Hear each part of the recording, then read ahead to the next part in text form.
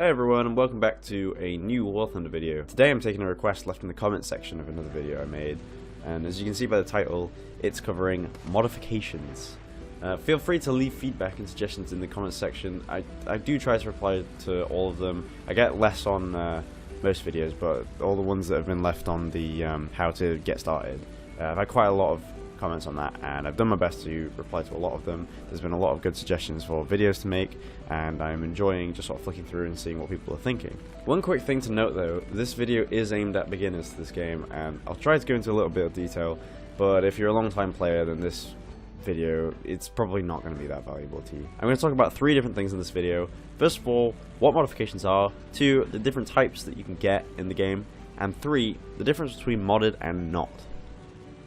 In War Thunder, each nation has a tech tree, and that's how you progress through the game, by grinding out vehicles in that, and you've probably noticed that already. Well, each vehicle also has its own kind of tech tree, and its own unique progression. As you can see, when you finish a battle, you'll get research towards your next vehicle, but also towards your modifications. One of the more infamous areas of this, especially tanks, are the parts and FPE mods that drastically affect your gameplay. While some of them are simple stat changes, such as adding higher acceleration, some of them will change your gameplay in different ways, such as unlocking artillery or different types of ammo. So what are the different types, and what do I mean by that? Well, they're typically split into 3 different categories, and those change depending on the type of vehicle that you have. Aircraft have flight performance, survivability, and weaponry.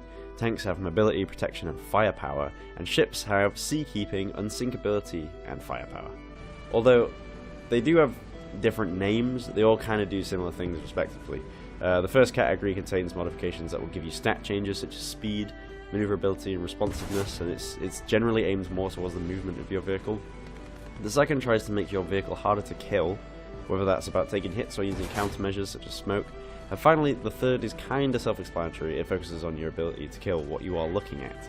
This can be through unlocking new belts and ammo types, or even being able to call in artillery on your targets.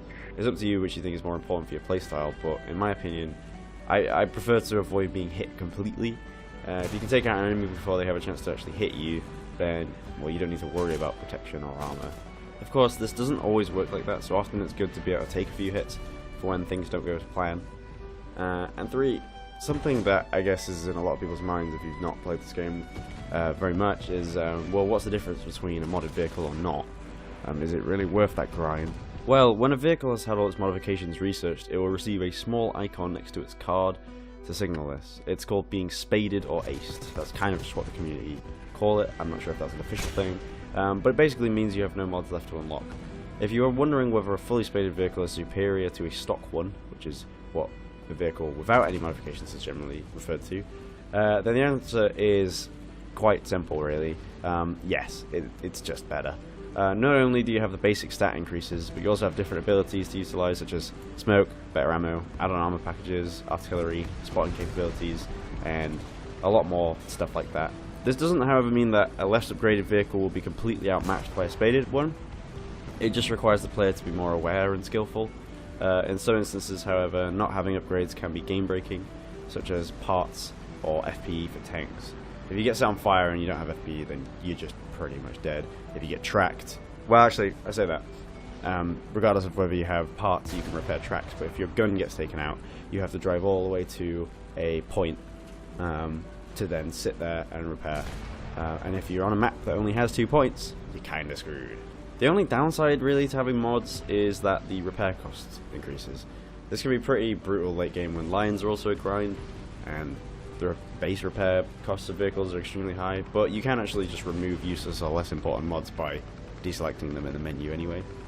Anyway, that's pretty much going to do it for this. If you've got any questions, then just whack them in the comment section and I'll do my best to answer them. This is obviously quite a refined area of the game. There are lots of little features like this, but I hope this has helped someone, or at least just explain something a little bit better. I get a lot of people asking sort of like, what are the best ones to research, and sort of how can I, you know, just generally just become better at this game anyway. Well, take it from me, I've been playing this game for quite a long time now, and I'm still not fantastic at it. There's still areas of the game that confuse me, and I guess that's just what comes with an ever-changing free online MMO. There's constantly going to be new players, new vehicles, new systems. They're changing stuff all the time. Being aware of that is half the battle, I think. If you can understand what you're doing, whether it's stats or systems or how something responds to your key inputs, then that's really important, because you will just instantly become better at being capable, and as opposed to a lot of players who may just go into this game not really knowing what to do. And of course, it's a casual game. It's not, well, it's kind of not an esport. It can be, I guess, for some people, but it is also quite a skillful game. As I say, I've been playing it for a long time. I'm still not wonderful at it, but I think knowing what you're doing is pretty important to being good at it. And I hope, as I say, that this has helped some people out there. So let me know what you think of this video. Let me know what you think of the format. Check out my other videos as well. I do have a couple around that have got less views than others, that I think are quite important topics. Maybe I've just not executed them properly, but I think the problem is more that people aren't seeing them than not watching, because the watch time is generally quite good, but I don't think people are getting exposed to the videos as much. Anyway, this is just me going off on a little rant, so thank you very much for checking out this video. Check out my other ones if you're interested. Maybe subscribe if you want to learn more things about War Thunder. This is my first video of 2019. I am going to be making more like it. I'm also I have a whole load of games in my Steam library that I want to play and put up on this YouTube channel. So keep an eye out for that as well. Thank you very much. Have a great New Year.